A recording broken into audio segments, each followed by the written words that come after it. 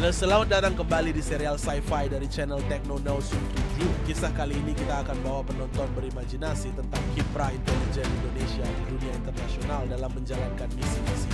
Check this out, serial Garuda Spy, Operasi Pembebasan Maida Wayan.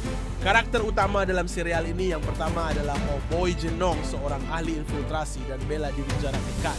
Pembawaan tenang namun mematikan. Lalu kedua, Regar Tompel, dia adalah pakar strategi, negosiasi, dan memiliki jaringan informan yang luas.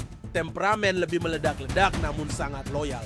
Ketiga, Made Wayan, yaitu mahasiswa asal Bali yang cerdas dan memiliki pengetahuan lokal tentang komunitas Indonesia di Tokyo. Meskipun bukan agen, pengetahuannya bisa menjadi aset. Mari kita mulai, begini cerita. Episode 1, Sinyal dari Tokyo. Tokyo gemerlap lampu dan hiruk-pikuk kota metropolitan. Di tengah kesibukan itu, Made Wayan, seorang mahasiswa asal Bali, menjalani kehidupannya di negeri Sakura. Namun, tanpa disadarinya, sebuah tindakan kecil, sebuah laporan yang tak disengaja, telah menarik perhatian Kage no Te, tangan bayangan, klan Yakuza yang kekuasaannya mencengkeram sudut-sudut gelap kota.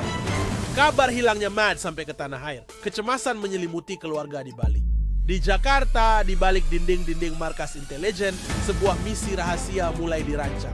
Dua nama terpanggil, Oboy Jenong dengan ketenangan seorang pemburu dan keahlian bela diri mematikan, dan Regar Tompel, sang ahli strategi dengan jaringan informasi yang tak tertandingi. Tuan mereka jelas, Tokyo. Informasi awal sangat minim, hanya sebuah nama dan dugaan keterlibatan Yakuza. Mereka terbang menuju jantung musuh tanpa tahu bahaya apa yang menanti. Menginjakan kaki di Tokyo, Oboy merasakan hawa dingin yang berbeda. Di tengah keramaian, Regar segera bergerak, menghubungi jaringannya yang tersembunyi. Petunjuk samar muncul. Sebuah tato khas, simbol klan Yakuza, terlihat di lokasi terakhir Made. Perburuan baru saja dimulai. Malam pertama di Tokyo membawa mereka pada sebuah alamat, Roppongi, jantung kegelapan. Di sanalah, di balik gemerlap lampu, Made Wayan mungkin disandera. Mereka bergerak menuju sarang musuh, tanpa menyadari bahwa mata-mata Yakuza telah mengawasi setiap langkah mereka. Episode 2, Jejak Sakura Berdarah. Oboy dengan mata setajam elang menyisir lokasi terakhir Made. Setiap jejak sekecil apapun bisa menjadi kunci. Sementara itu, Regar menggunakan pesonanya dan jaringannya untuk menembus dinding ketakutan para informan Tokyo. Nama Kage no Te berbisik di antara bayangan sebuah klan Yakuza yang dikenal brutal dan tertutup. Roppongi, sebuah distrik hiburan yang menyimpan rahasia kelam. Informasi dari informan mengarah pada sebuah gedung tertentu. Dugaan sementara, Made mungkin melihat sesuatu yang seharusnya tidak dia lihat, mengusik bisnis haram Kage no Te. Dari kejauhan, mereka mengamati markas yang diduga. Penjagaan ketat, aura mengancam terpancar dari bangunan itu. White tiba-tiba di balik jendela lantai atas, Oboy melihatnya. Sosok Made Wayan, dikawal oleh dua orang berpakaian gelap. Waktu semakin sempit. Konfirmasi visual, Made Wayan ada di dalam. Sekarang rencana harus segera disusun.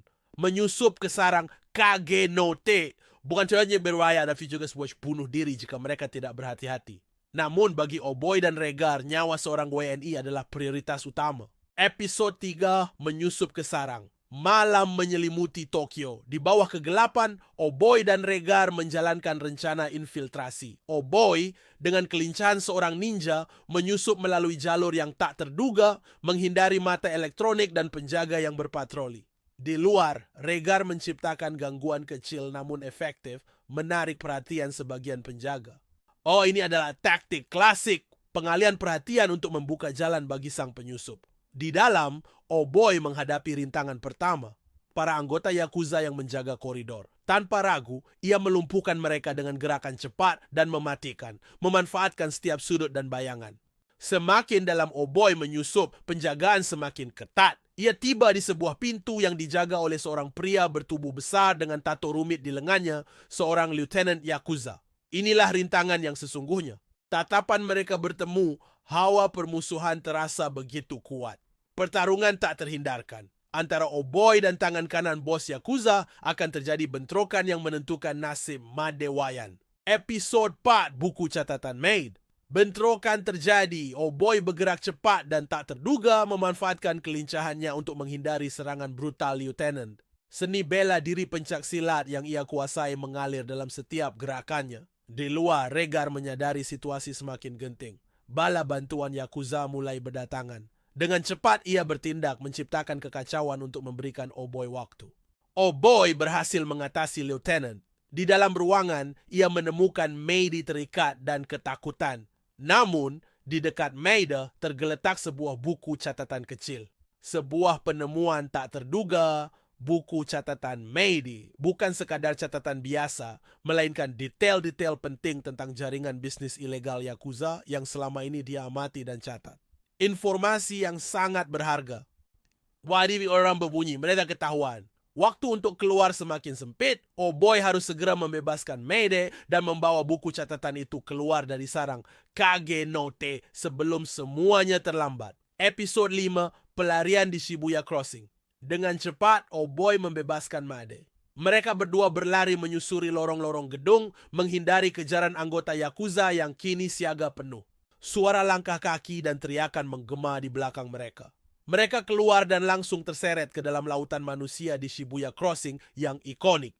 Keramaian ini menjadi keuntungan sekaligus tantangan. Oboy dan Rhaegar harus memanfaatkan kekacauan untuk mengelabui para pengejar. Di tengah pelarian, Rhaegar berhasil menghubungi markas di Jakarta. Informasi tentang buku catatan Maede dan permintaan evakuasi segera dikirimkan. Namun, di sisi lain, Yakuza semakin dekat, menyadari bahwa informasi di tangan Maede sangat berbahaya bagi mereka. Mereka berhasil bersembunyi di tempat yang aman untuk sementara. Namun, bos Yakuza murka. Perintah dikeluarkan, tangkap mereka hidup atau mati. Perburuan di jantung kota Tokyo semakin intens.